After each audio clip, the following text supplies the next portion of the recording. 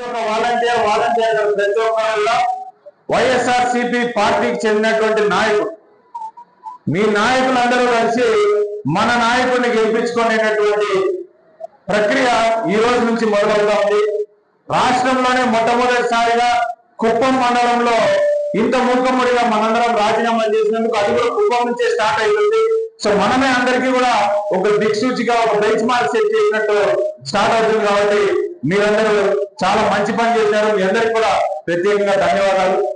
నా తరపు నుండి ఒకే ఒక రిక్వెస్ట్ ఏంటంటే, ఎవరైనా సరే ఏ పనికి మనోడైనా మీ మీద అనవసరమైన మాటలు మాట్లాడినా లేదా ఎక్కడైనా మిమ్మల్ని కించపరిచే విధంగా మాట్లాడినా మీరెవరు ఇక్కడ వచ్చి పనిచేయడానికి కానీ ఎవరెవరో ఉంటారు వాళ్ళందరూ మీకు చెప్పినా కూడా దయచేసి ఇమ్మీడియట్ గా మీరు రియాక్ట్ అయ్యి మా దృష్టికి తీసుకున్నారు. ఎందుకంటే ఈ రోజు నుండి మీ అందరికీ కూడా ప్రతి ఒక్క ఇంటి దగ్గర ప్రతి ఒక్క పార్టీ కార్యక్రమం చేయడానికి అధికారం. ఈ రోజు మీరు ఇంకా నో మోర్ వాలంటీర్స్, మీరు ఓన్లీ లీడర్స్. కాబట్టి ప్రతి ఇంటి దగ్గరికి వెళ్దాం, ప్రతి అవ్వదాతని మళ్ళీ ఒకసారి కలుద్దాం. మన నుండి సహాయం పొంది మీ చేతుల మీద నుంచి డబ్బు ఇచ్చినటువంటి కొన్ని లక్షల కుటుంబాలు ఉన్నాయి. ఆ కుటుంబాలన్నింటినీ కూడా మనం వెళ్ళి మనం ఏం మంచి చేసినాం, మనం ఎందుకు ఓటు అడుగుతా ఉన్నాం, మళ్ళీ గెలిస్తే ఖచ్చితంగా ఇవన్నీ చేయించి పెడతాం అనేటటువంటి నమ్మకాన్ని మీరు క్రియేట్ చేయండి. ఖచ్చితంగా అక్కడ ఉండేటటువంటి లోకల్ లీడర్ చెప్తే నమ్ముతారో లేదో కానీ వాలంటీర్ గా మీరు ఒక మాట చెప్తే నమ్మకుండా ఉండేటటువంటి ప్రజలు ఎవరు లేరు. ఈ ఏప్రిల్ 9వ తారీఖున మన కొత్త మేనిఫెస్టో జగన్మోహన్ రెడ్డి గారు ప్రవేశపెట్టేటటువంటి కొత్త మేనిఫెస్టో వస్తా ఉంది. ఆ మేనిఫెస్టోలో ఇంకా ప్రజలకు ఏ రకంగా మనం సహాయపడగలుగుతాము, ఇంకా ప్రజలకు ఏ రకంగా మనం సేవ చేయగలుగుతాము అనేటటువంటిది కూడా క్లారిటీగా ఉంటుంది. కాబట్టి ఆ మేనిఫెస్టో వచ్చిన రోజు నుండి ప్రతిరోజు మీరు ఎట్లయితే ప్రతి ఇంటి దగ్గరకు వెళ్ళి వాళ్ళకి ఇంతకాలం ఎక్స్ప్లెయిన్ చేశారో అదేవిధంగా ఆ మేనిఫెస్టోని తీసుకొని ప్రతి ఇంటి దగ్గరకు వెళ్ళి ఫలానా మంచి జరిగిపోతా ఉంది కాబట్టి మేము ఓటు అడుగుతాము, గడిచిన 5 సంవత్సరాల్లో మేము ఇది మంచి చేసినాం కాబట్టి ఓటు అడుగుతామని ధైర్యంగా చెప్పవలసిందిగా కోరుకుంటున్నాను. అలాగే ఇది జేసీ గారు మొన్న పెట్టినటువంటి ప్రెస్ మీట్ మనకు joint collector RO election commission కి ఏమి చెప్పాలన్నా కూడా జాయింట్ కలెక్టర్ చెప్తాడు. జాయింట్ కలెక్టర్ రాజీనామా చేసినటువంటి వాలంటీర్లు ప్రచారంలో పాల్గొనవచ్చు అని క్లియర్ కట్ గా ఎలక్షన్ కమిషన్ కూడా రాశారు. సో మీరు ఇంక ఎవరికి భయపడాల్సిన అవసరం లేదు. మీరందరూ కూడా ధైర్యంగా ఊర్లలో తిరగండి. మళ్ళీ జగన్మోహన్ రెడ్డి గారిని మనం ముఖ్యమంత్రిగా చూడాలనేటటువంటి నినాదం తీసుకోవాలండి. జగన్మోహన్ రెడ్డి గారు ఇన్ని రోజులు ఒక మాట అన్నారు, అదేంటంటే ఇది పెత్తందారులకి పేదలకి మధ్య జరుగుతా ఉన్న యుద్ధం.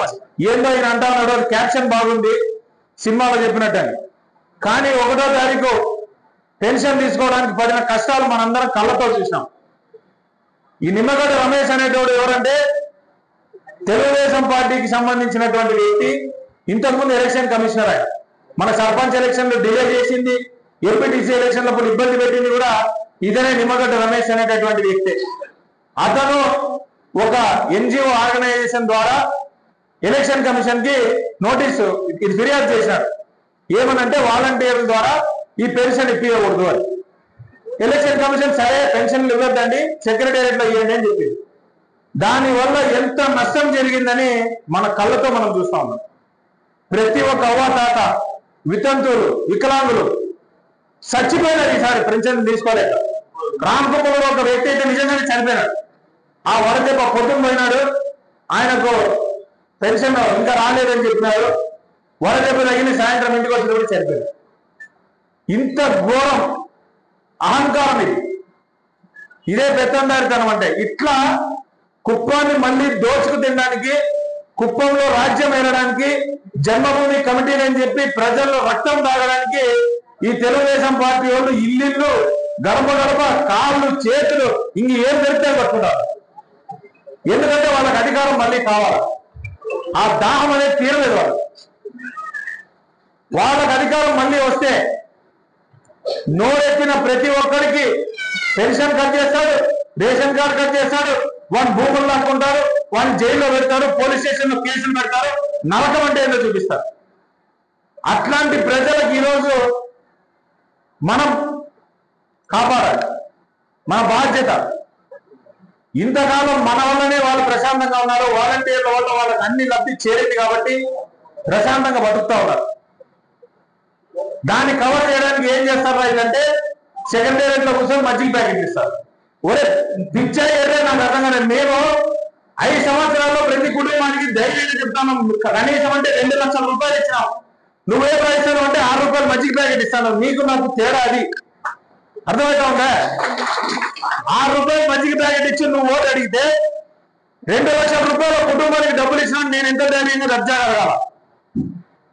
ఆటోలు పెట్టి ఆడికి తీసుకొచ్చి పెన్షన్దారులను వదులుతా ఉన్నారు. ఎవరి వల్ల వాళ్ళు ఆటోలు ఎక్కాల్సి వస్తా ఉంది ఈరోజు? ఎవరి వల్ల వాళ్ళు ఆ కార్లలో తీసుకొని వచ్చి ఆ సెక్రటేరియట్ దగ్గర కూర్చోవాల్సిన పరిస్థితి ఎవరి వల్ల వచ్చింది? వీళ్ళే పోయి ఆయన ఎమ్మెల్సీ గారు ఉన్నారు కంచెల శ్రీకాంత్ అని, ఆయన ఒక సచివాలయం దగ్గరికి వెళ్ళి ఇట్లా కూర్చోబెట్టినటువంటి ఆడవాళ్ళందరినీ చూపించి మేము పెన్షన్ ఇవ్వని చెప్తే కూడా ఈ సచివాలయం వాళ్ళు ఇవ్వడం లేదు, వీళ్ళందరూ ఎండలో కూర్చొని ఉన్నారు అని ఆయన వీడియోలు పెట్టుకుంటా ఉన్నాడు. ఎవరి వల్లే కర్మ? నువ్వు మర్యాదలు వదిలేసింటే వాలంటీర్లు తీసుకొని పోయి ఒకే ఒక రోజులో పెన్షన్లు కొట్టేస్తున్నావు కదా. నువ్వే కష్టంలో పెట్టి నువ్వే వానికి ఇది పెట్టేది. అదొక సామెత ఉంది, చంద్రబాబు నాయుడు ఎట్లా చేస్తారంటే బాగా ఆకలి అయ్యేంత వరకు మాడబెడతాను, మాడబెట్టిన తర్వాత ఆయనే తీసుకొని వచ్చి బియ్యం గింజలు చదువుతాడు, ఇది తినండి రా నువ్వు అని. అట్లుంది. ఇదే సేమ్. ఈయనే ఆపిచ్చి ఈయనే మజ్జిగ ప్యాకెట్లు ఇవ్వమంటాడు. 50,000 ఓట్ల మెజార్టీతో అసలు కుటుంబంలో సొంత ఇల్లు లేని మనిషి మా మీద రూలింగ్ పాస్ చేస్తుంటే మమ్మల్ని సొంత మనిషిగా చూసిన భరతానికి మేమేమి ఇవ్వాలి? అందుకని ఈసారి ఎమ్మెల్యేగా గెలిపించి ఆయనకి గిఫ్ట్ ఇవ్వాలనుకుంటున్నాం.